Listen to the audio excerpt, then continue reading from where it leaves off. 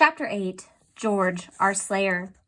So it turns out that George really was a royal knight. I suppose that truly does make this a fairy tale, for one cannot conjure up an image of dragons without making of a brave knight and impudent kings.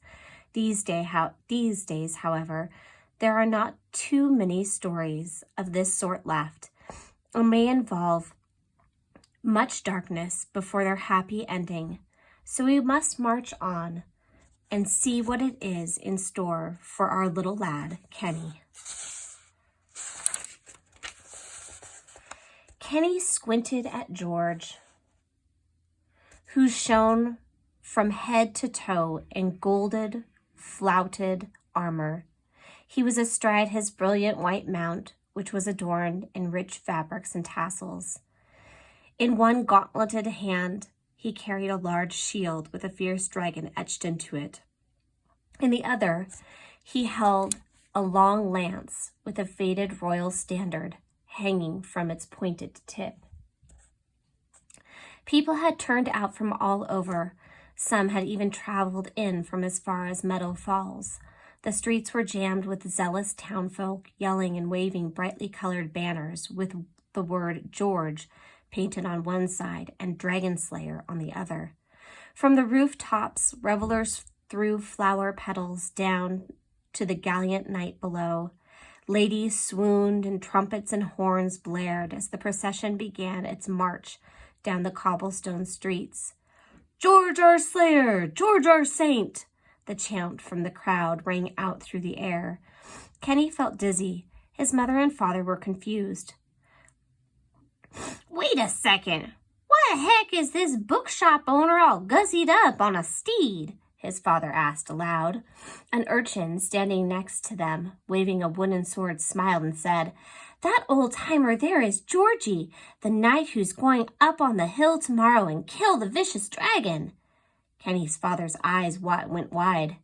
His mother put a paw to her mouth. "Oh my," she cried. Both of them looked to their son. He was completely deflated. How could this be stopped? Kenny's father knelt down in front of him. "Kit, you're right. You've got to get your pal George and tell him what's going on. Ma and I will go back to Graham."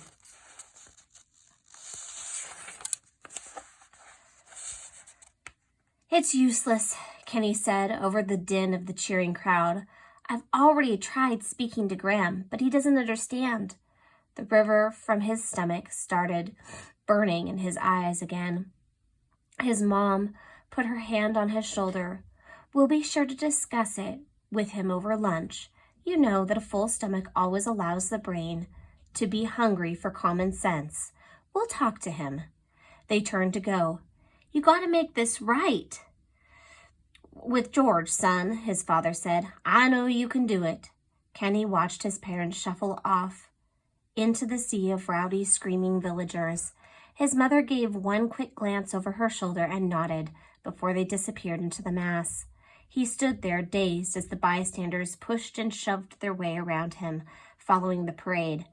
"It's no use trying to get close to George," he muttered to himself, "and even if I could, he won't be able to hear me. I'm just going to have to wait this out." And so he did. Kenny sat all afternoon and watched the boisterous gathering, cheered, and lead the proud, chivalrous knight clear across the town and back again. As his eyes followed George trotting about on his gallant mount, Kenny thought to himself, maybe I overreacted back at the bookshop. Maybe I should have stayed and talked to George. After all, we are good friends too. It shouldn't be so hard to tell him about Graham. The procession finally stopped at the center of town, the old Round Brook Inn, where they poured into the tavern to continue the celebration. Kenny ran into the crowd, wiggling his way through the legs and butts, and peered in through the greasy window. There was George standing on the bar and toasting with the townsfolk pressed all around him. "He'll burn my crops for sure. You must get rid of him," one farmer yelled out. "He'll sneak into our houses and eat all 3 of my daughters," cried another woman.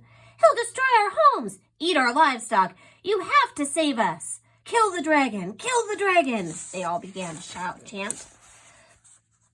How can they want to kill someone they don't even know? Kenny said under his breath. How can George just blindly do whatever the king says? The Riverstone's stomach was starting to melt away to other feelings, a fiery feeling. Good people of Roundbrook, George declared, fear not, for you will be safe and sound. You have my word. Now go home to your friends, your farms, or families. Rest easy, for when the sun sets tomorrow night, this monster, this devil, this beastly scourge will be smitten from your land.